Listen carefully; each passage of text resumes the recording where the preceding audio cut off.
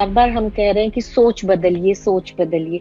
सोच बदलने का प्रोसेस थोड़ा धीरे होता है, और लेकिन सर अगर ये डायरेक्शन दें कि सोच किस तरीके से बदले, पहली बात तो।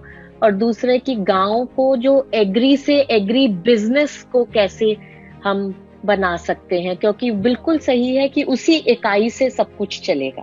तो एग्री से एग्री बिजनेस कैसे बनाएं, और उस सोच को हम किस तरीके से परिवर्तित करें, जिससे कि पूरा देश हमारा धीरे धीरे उसकी ओर अग्रसर हो। देखिए, जो हम लोगों ने मॉडल गांव का कॉन्सेप्ट जनरेट किया है वो इसी पे आधारित है। जो आपका क्वेश्चन है इसी का उत्तर है मॉडल गांव। तो मैं ये चाहूंगा कि जो मॉडल गांव की साइट है www.model model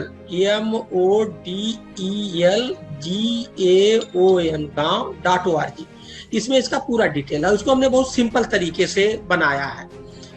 बनाया कैसे, इसका सपना कैसे आया? मैं 1.5 साल कलेक्टर था बादा में, तो मैंने वहां 20-22 प्रयोग किए। बादा में कोई इंडस्ट्री नहीं है, 471 गांव है बादा में, और हमने 1 मीटर 34 सेंटीमीटर पानी बढ़ाई, 18.5% क्रॉप प्रोडक्टिव बढ़ा, वहाँ चुनाव में हाईएस्ट परसेंटेज इंक्रीज किया, जेल नंबर 1 किया, स्टूडेंट के लिए प्रोग्राम किया, 2 एक्सीलेंस सेंटर लाइक हमने वहाँ 20-22 प्रयोग किया और सबके अमेजिंग रिजल्ट रहे। जब उनको हम लोगों ने इकट्ठा किया, हमारे एक मित्र हैं मुनीष जी, तो नाबार्ड के रिटायर्ड सीजीएम में, उन्होंने इस हमारे सारे काम का अध्ययन किया और उन्होंने कहा ये तो आपका सब मॉडल गांव का कॉन्सेप्ट है।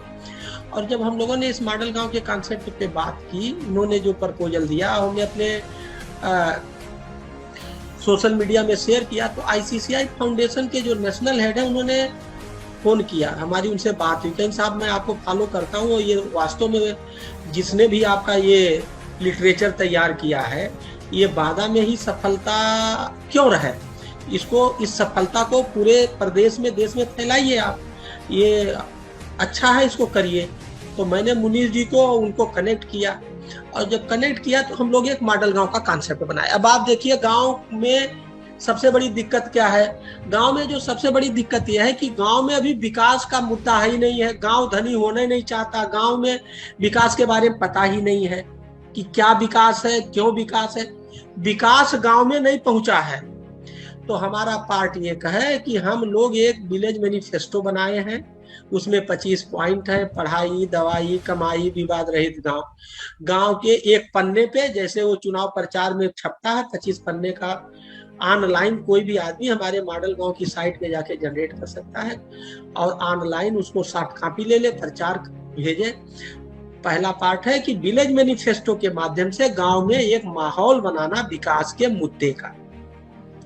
अब जब पूरे हर जगह गांव में विकास का ही मुद्दा आ गया कि सबको 25 पॉइंट पता है, हाँ यही साइट है, तो उससे क्या होगा कि सब लोग किसकी दीवानगी है कि हमें विकास करना, सफाई होनी चाहिए, कमाई होनी चाहिए, दवाई होनी चाहिए। अभी आदमी अपने गांव में बैठ के अपने समय को किल करता है। जब ये हो जाएगा तो एक माहौल बनेगा। देखिए, कोई काम करने से पहले सबसे पहले माहौल बनाना, तो पहला पार्ट है विलेज मैनिफेस्टो, माहौल बनाना किसका? विकास का। दूसरा पार्ट है कि चेंज मेकर का चयन करना और उनको विकसित करना। हर जगह अच्छे लोग होते हैं, गांव में बहुत सारे ऐसे लोग हैं जो अपना कुछ बर्बाद करके समाज के लिए समर्पित हैं। हम ऐसे लोगों को चिन्हित करेंगे और ऑटोमेटिक अपने आप आगे आ जाते हैं।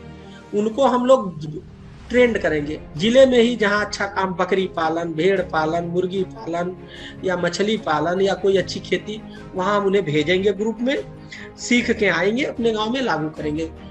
तो इसी तरह से देश में, प्रदेश में और जगह पे करेंगे। तो कहने का अर्थ है कि चेंज मेकर को पहचानना और उनको विकसित करना, ये पार्ट 2।